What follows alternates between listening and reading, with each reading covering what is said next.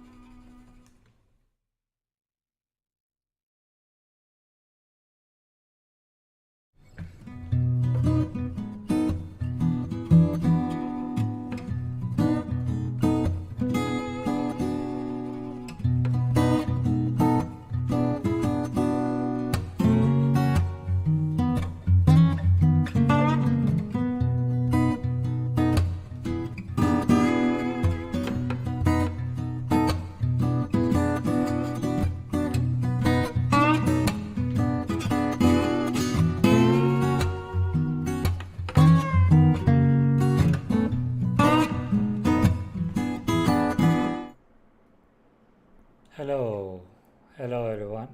Uh, we are now live. Thank you everyone for joining. And if you're watching right now, and hopefully more people join soon as well. Sorry. So yeah, by the way, hold on. Oh yeah, yeah. Okay, so here's the thing, right? I will have the discussion in two parts. First, I will discuss a completely spoiler-free, and then I'll discuss with spoilers, and you can just log off then, and you know you'll need to leave as well. So I'll not spoil. I'll keep the spoiler discussion for later. We're just going to talk spoiler-free for now.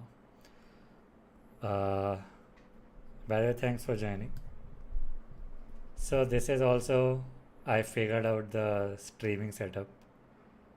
I now have a proper mic.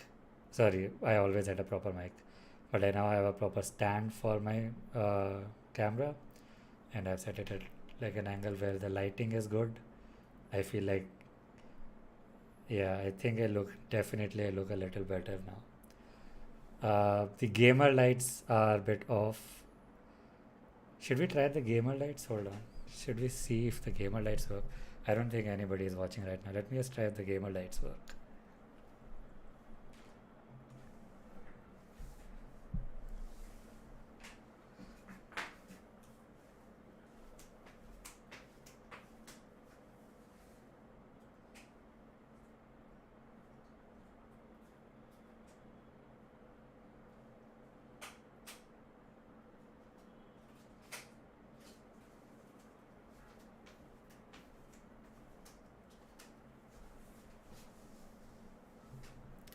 Yeah, I think this is not even noticeable. Now, yeah, the lights are on. It's not even noticeable. But hey, I don't think we need like my extra tube light. I think this is fine as well. Yeah, I upgraded this to. So I was using this app called um Droid Cam. So what it does is it makes your phone usable as a webcam, and the thing is that like the free version by default it streams at very low quality, like the webcam input is very low resolution, but you can watch an ad and then it will enable HD mode for 24 hours, and that's what I always do before the streams. So now, like, I have not bought a new webcam. Like my all, if you go into my older streams, it's like this really bad quality camera. It's still the same device. It's still my phone. I have just upgraded it to HD properly this time. So yeah, I think we can do without the lights overall as well, right? Because the thing is, like, I have this really cool poster above me, and like the tube light is like over there, where over there, like in front of me, and it has like a glare effect on the poster. So I think that ruins the poster a bit. It's still a bit cut off. Should I try to hold on? Can I? Yep. Nice. Nice. Hey, my stream looks good today.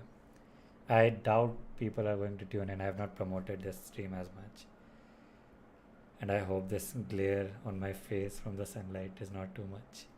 But anyway, all of that aside, um, thank you everyone who is watching.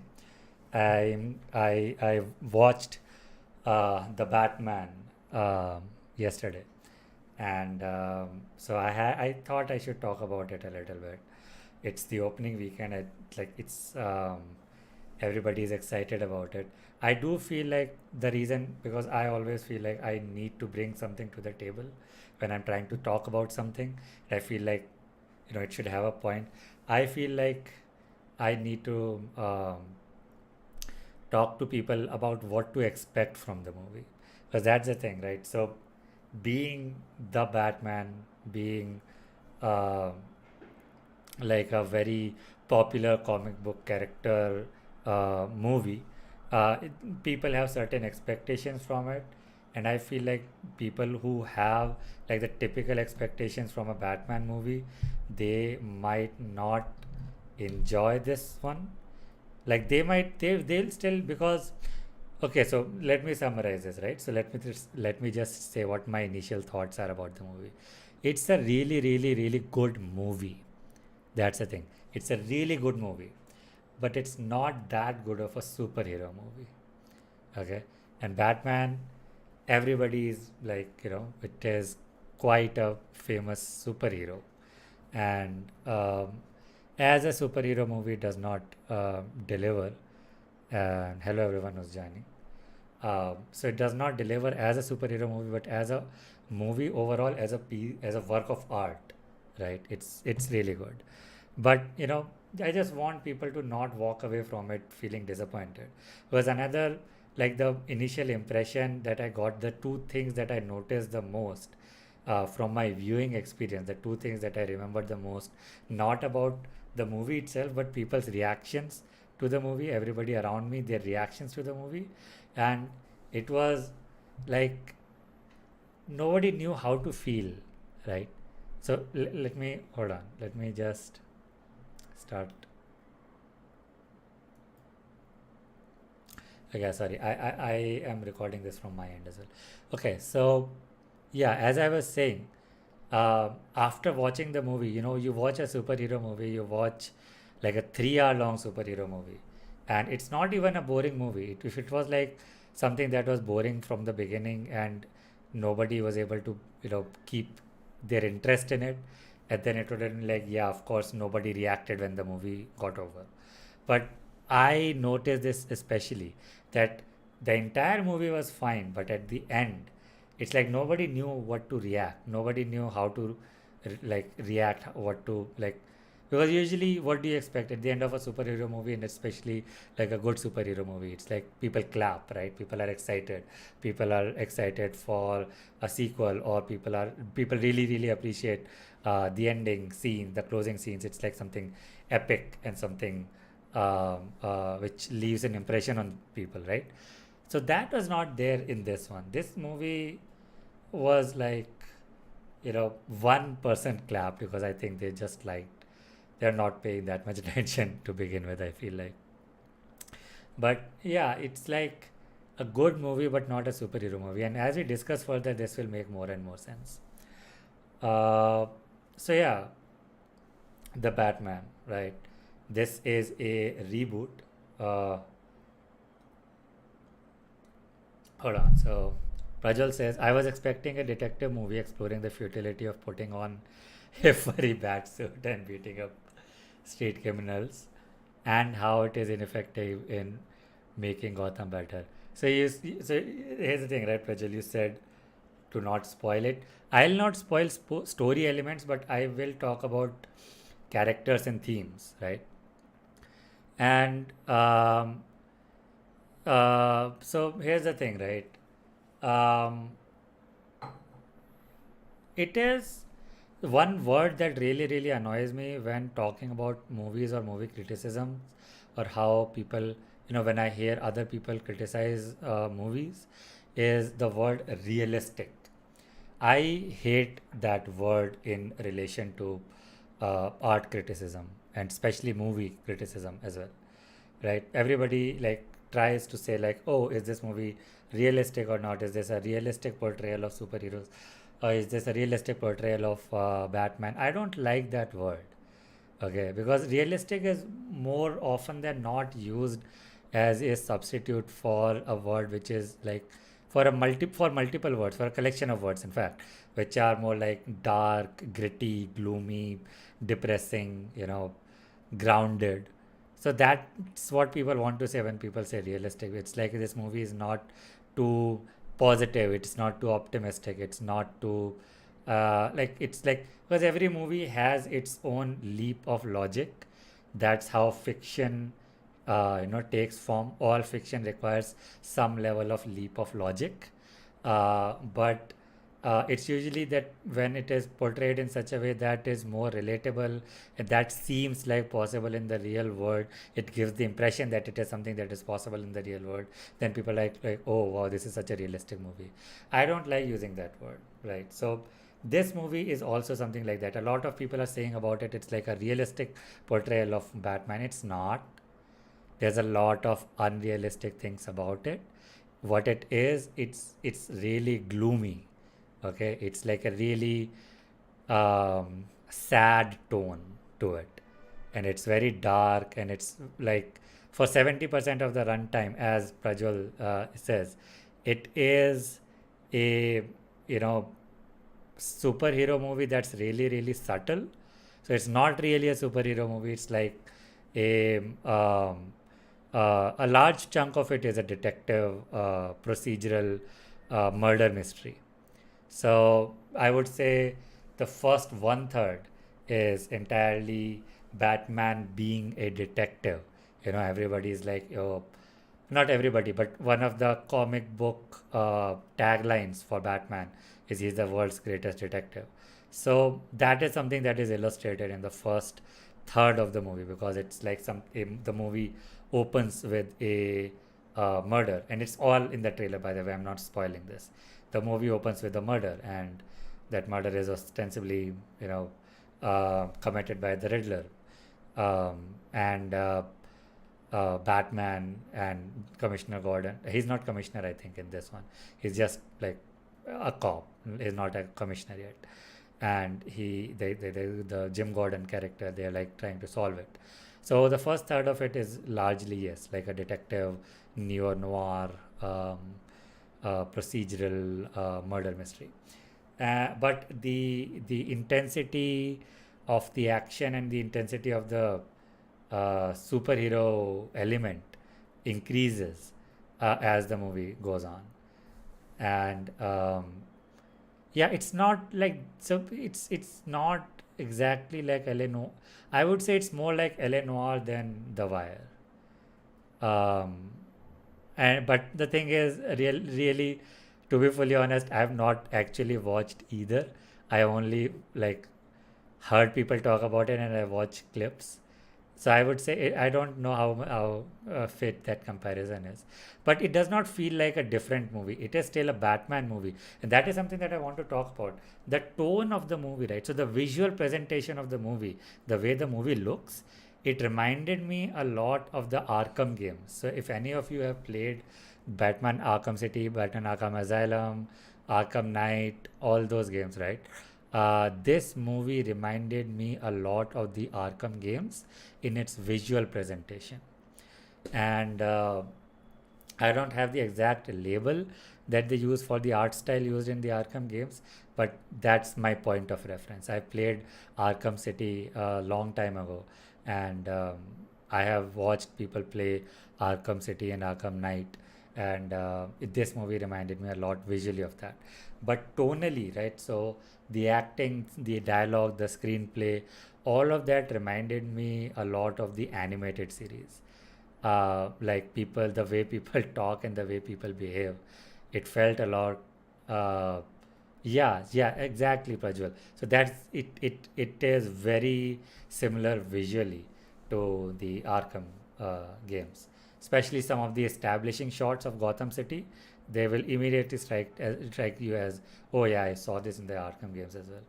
So yeah, it is very reminiscent of that, and the tone, the dialogues, and the acting and the screenplay and all that. It's very. It reminded me of the animated series, where it's not really all very serious, very, brooding, very depressing.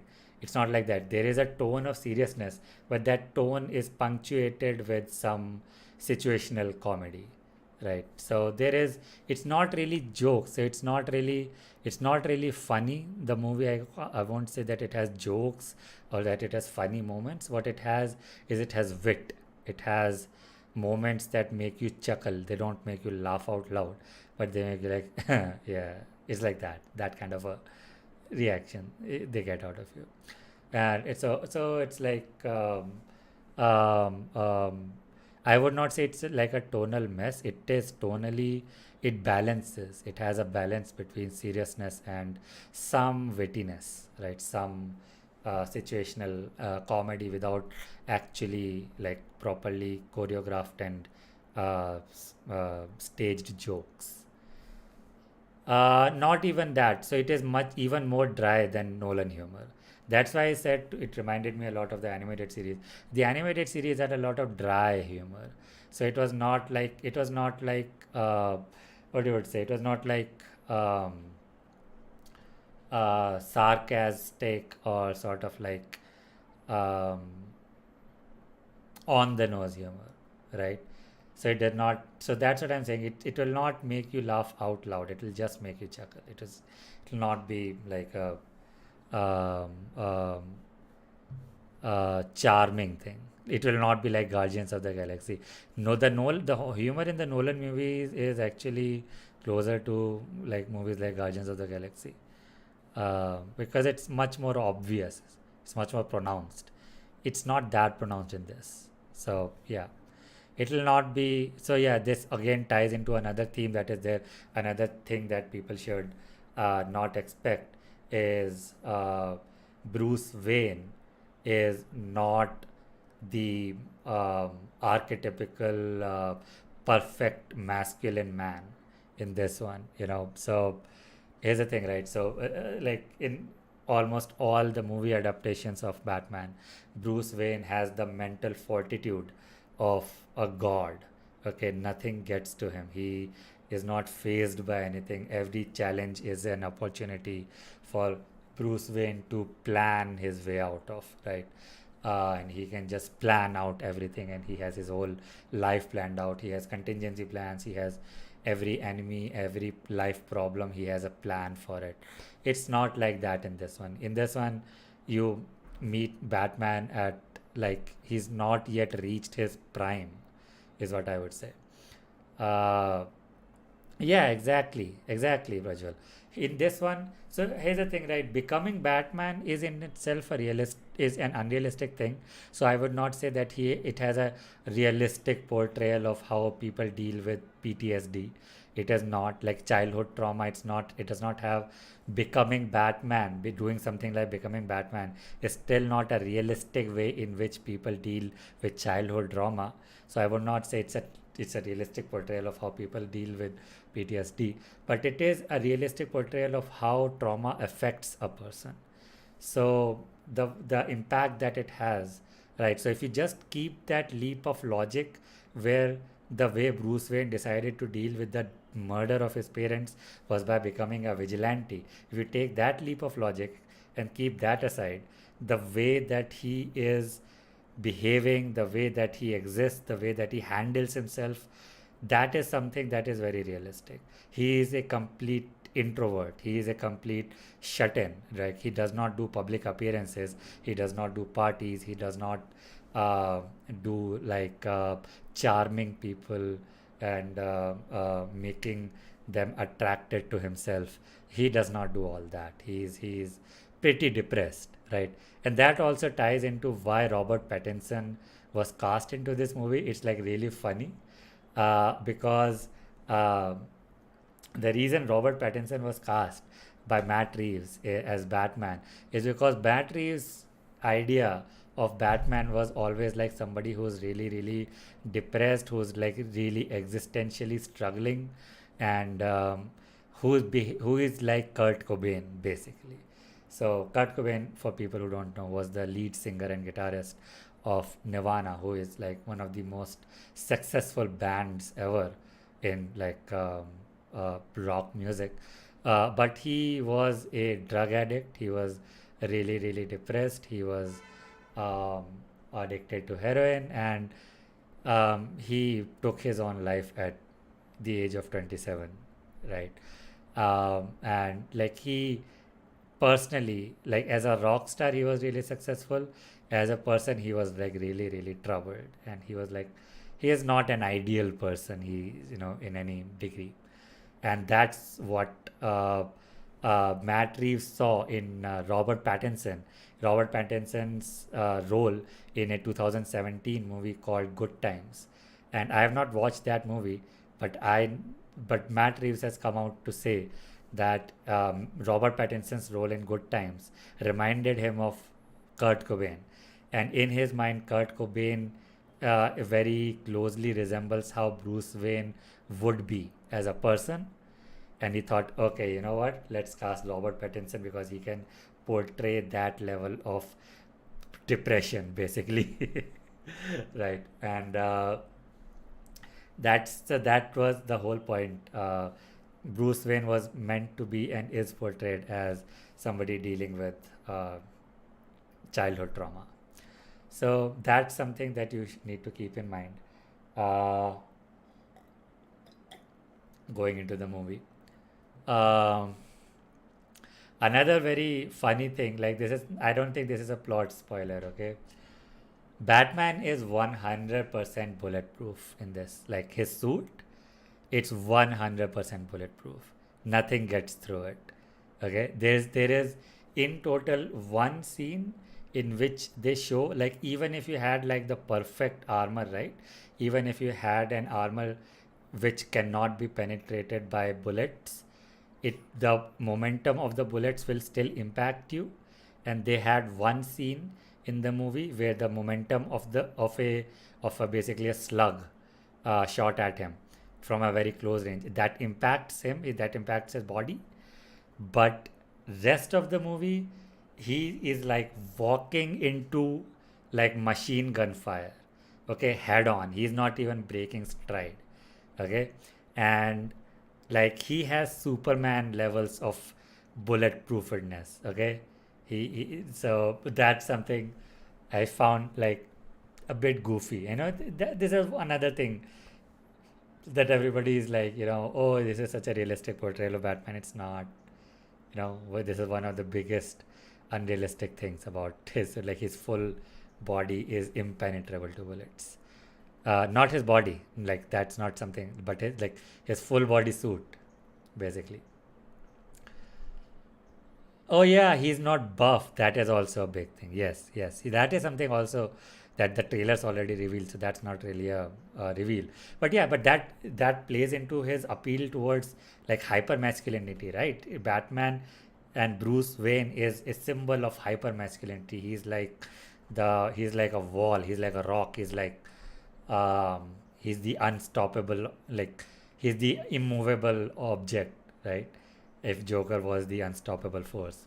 So he is, that's not there. That's not the all the glorification of being like this stoic mastermind that's always been there with Batman. That's not there. So yeah, that's something that the trailers made obvious, but I'm confirming is there in the movie as well.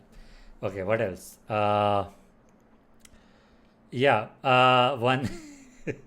Speaking of body positivity, I'm about to make the weirdest criticism of this movie. That I already anticipate this because I don't think a lot of people will get it what I'm saying, but I'm going to try my best. Okay, this is the weirdest criticism I have for the movie. So the movie stars Colin Farrell as the Penguin. Okay, so the Penguin is one of the primary big bad villains in the Batman lore, and he is usually portrayed as short and like overweight, but it's like he's like not overweight in the sense that it's like that it is a problem, but it's like he's like a stocky guy, right? And his appearance like that is something that is optional. His appearance is sometimes similar to that of a penguin, like his nose is sometimes like elongated and pointed. And like in one of the earlier adaptations, he had also his hands were also like sort of like resembled uh, like bird wings, like not really not wings, but the tips of the bird wings, like really really long fingers, right? And really the what I'm talking about is the Danny DeVito penguin, right? So in this movie, The Penguin is just some guy. Okay, he's just a dude. He's not like the physical resemblance, because I think again this is, since this is such a serious and like a gritty portrayal of the Batman story, they have not done the thing where they make the characters resemble their personas in real life as well, right? So the Penguin does not resemble a penguin. He's just a guy. He's just like a dude who is a little heavy, and his face is a little bit scarred. It's not even like something that I'm making up. Like he has a scar that goes from his upper lip to his face like this, right? I don't know what that a reference is to. I don't think that is like symbolic of any physical characteristic related to the penguin as a character or the penguin as an animal. uh, yeah, yeah, and he's also doing the Italian American accent. Everybody in the movie is doing an accent, dude. They're doing, like, I don't know exactly what to call it. Somebody is doing like the New York accent, and somebody is doing the Italian American accent. But everybody is like, nobody is talking like the. They're not doing the Hollywood accent. They're all, except Batman, like all the white people, all the white characters, they are either, hey, come walking over here, that kind of a accent. Okay, they're all doing like the gangster accent, and even the normal people are doing, like, as in civilians and the police people are also doing some or the other sort of like an Italian American accent. I guess they're trying to portray that this town is largely like Italian American uh, dominated, like demographically. So yeah, he is, and so my point, right? What my point is, he's just a dude. Okay, he's and minor spoilers here. He's not even that big of a part of the overall plot. He's not even like a main agent of bad things happening in the movie. Okay, he's more of like a somebody who got trapped in this business. He just owns a bar that happens to be in Gotham City, right? So my criticism, this is not like, it's fine that Penguin is not like a diabolic maniac character. Okay, it's fine. Uh, but why cast Colin Farrell for this? Because the thing is, if you know, like I don't know if people recognize him by name. So what I'm going to do is I'm going to throw up his face on the screen. Okay.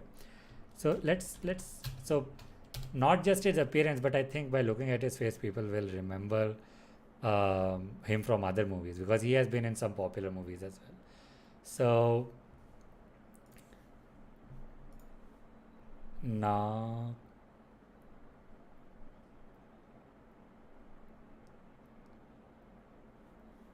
uh, yeah, half the pictures are him and his appearance in the movie. I'd want a headshot of him. Okay, I guess the IMDb pic will have to do.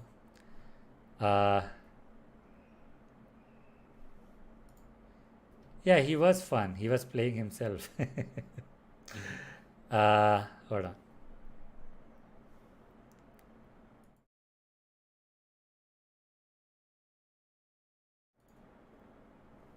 God.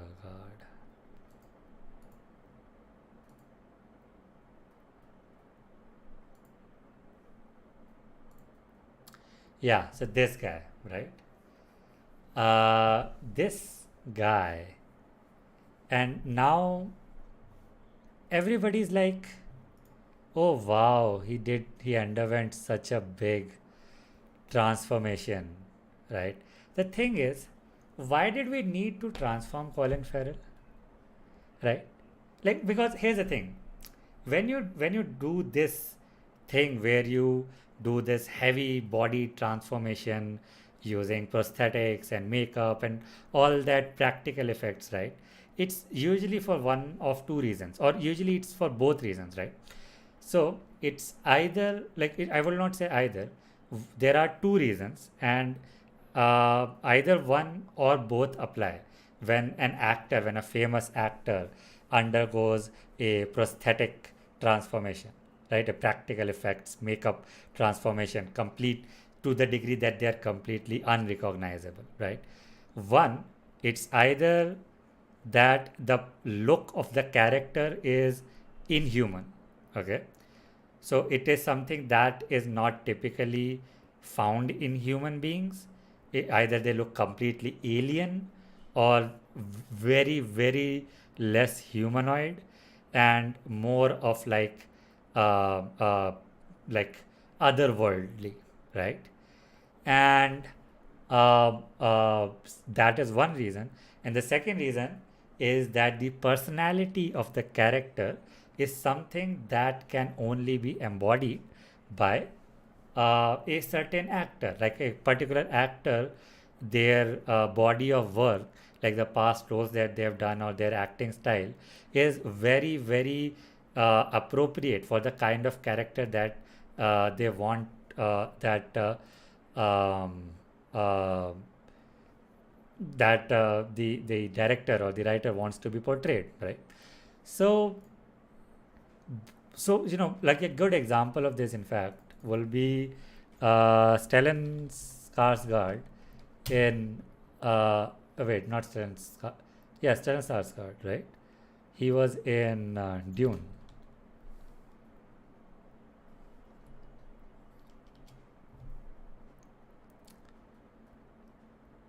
So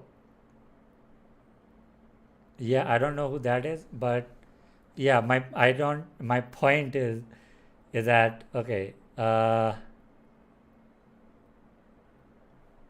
is this okay, this is a concept art. What would be a good picture?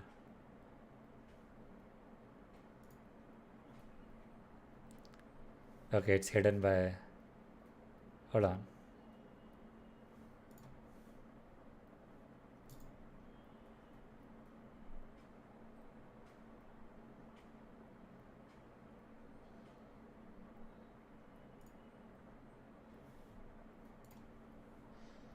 Right.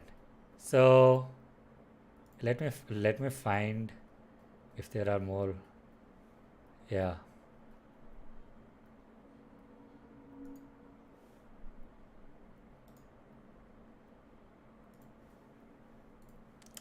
So this guy, right? This is like, I don't know exactly if this character in Dune was supposed to be like exactly human or not, but he's at least humanoid, right? But the thing is, the kind of character that he is, right? He is written in the source material, and all the, like, even in the adaptation and everything. It's like he is like a big guy, right? He is somebody who's very large. His body is very large, but he's also really, really intimidating. And how they conceptually achieved that effect by like he by giving him this sort of, like, he's also looks like fat, but also in certain scenes he looks like really, really intimidating, and he looks really, really like imposing and threatening. Is look at those, like, shoulder muscles, right? Look at those. I don't know what these muscles are called, but look at those shoulder muscles. He has like massive shoulder muscles, okay? So even though he is like, it seems like he has a lot of body fat, but he also looks really muscular from the chest up, okay? And he looks like scary. He looks scary right now. And all this prosthetic makeup, this is a lot of prosthetic makeup that they had to do on a guy who looks normally, you know, like this, like the guy on the left, right? And also, Stellan Skarsgård is a really good actor, and he is really good at playing, self-righteous, like angry, grumpy, old characters, old people, right? And it's like, okay, yeah, it seems like, yeah, Stellan Skarsgård was a good fit for the role, and the character design required him to look a little more threatening than just a human being can look, right? He did look, it was required that he looked a little more inhuman to be more menacing, right? Oh yeah, exactly. Like kind of like that. Yes, but like he was buff only in that Daredevil movie, right? Usually, even Kingpin, even in the comics, is not supposed to be like that physically strong. He is supposed to be like physically, like he like really tall and really uh, like healthy. But I don't know if he is supposed to be like muscular underneath. But this guy is muscular, right? So it's like a contradiction. This is not something that a typical human body does, right? But but this hold on. This hold on. Where is it? Uh,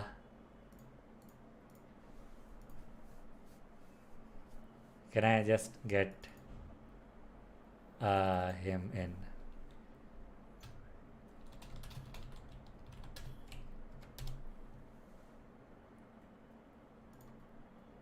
This. Oh, he has. Nice. That's good. But this guy, like, this is just a guy. He's just. They spent all that time and effort and money into transforming Colin Farrell into somebody else, just another person. They could have found somebody who looked like nearly like this already and given him the lines. And I don't think it would have made such a difference because here's the thing, he is not even like a. Okay, sorry, it's my chat is hiding it. Let me open it in a new tab. Uh, this, right? It's just some guy. It just looks different. He's just a little more scarred. Okay, but you have to understand this. This this right? It's just a person who is a little overweight and whose face is a little scarred, and he is like, a little past middle aged, right? He is in like his 50s, right? There are already people who look almost like this. What was the point of casting this guy and spending all that practical effects and prosthetics and makeup to make him to make him to make him look like this, right? Like, except just flexing. Okay, I feel like he's there just to flex, like the practical effects artists. That's it, right? It's like, what was the point? They could have. It's not even like he is spectacular. Like, don't get me wrong, Colin Farrell did not do bad acting as Penguin. He is not a bad Penguin. The thing is, the character in the movie did not require like a really good and well known actor. Okay, it's a relatively minor role in the entire story, and there aren't even spectacular acting moments in the movie. There is no opportunity because he's not like a big sort of central character, I would say, right? So what's like, this is weird. This is just weird to me. Like, why do we have to transform one normal looking guy into another normal looking guy? Why? I don't know. It's just. This is a very weird point. Okay, it's like, yeah, we did. It's like we had to somehow cast Colin Farrell, and we cast Colin Farrell and made him completely not Colin Farrell. This might as well have been somebody else, right? It's like, why, why go to so much pain to do this? But yeah, this is one of the things. It's a very stupid gripe that I have, but I feel it's valid, so that's why I had to share it with you. Okay, so that, I think, just let me check.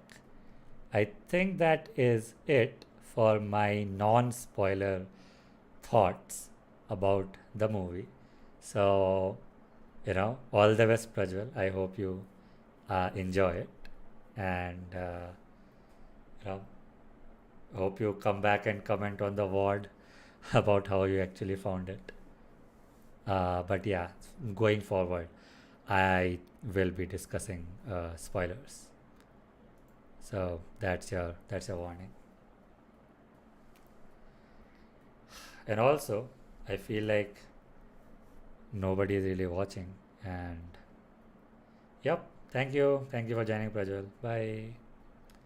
Let me just check if anybody is even watching right now, and if it not, if like literally zero people are watching, if it's just my parents, I might just log off. It's fine. I'll record a short.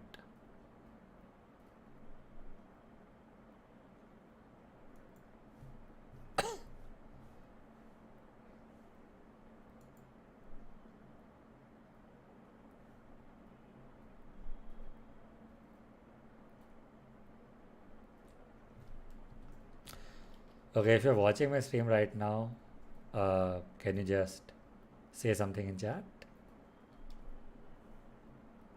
Say hi.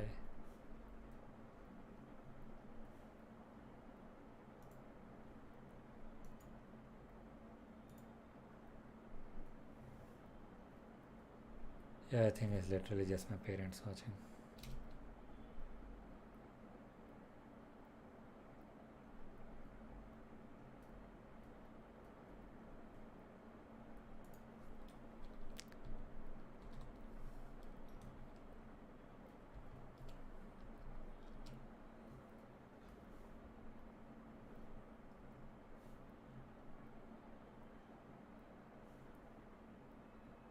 Oh, I have one viewer on Twitch.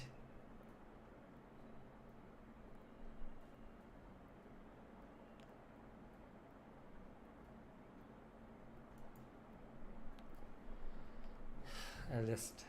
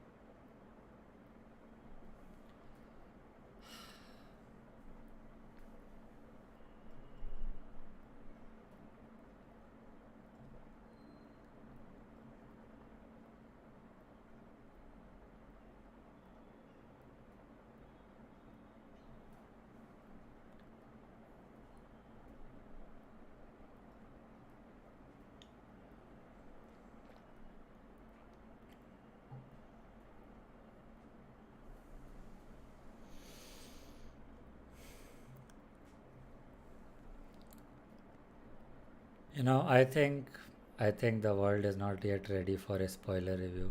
I think a lot of the people have still not watched it. Uh, yeah, I think I'll just record something offline and schedule it to, or maybe I'll just record something later and I'll just post that as a video. Or I might not really talk about it because I don't have a whole lot to say about like it. I would have preferred to discuss it with someone.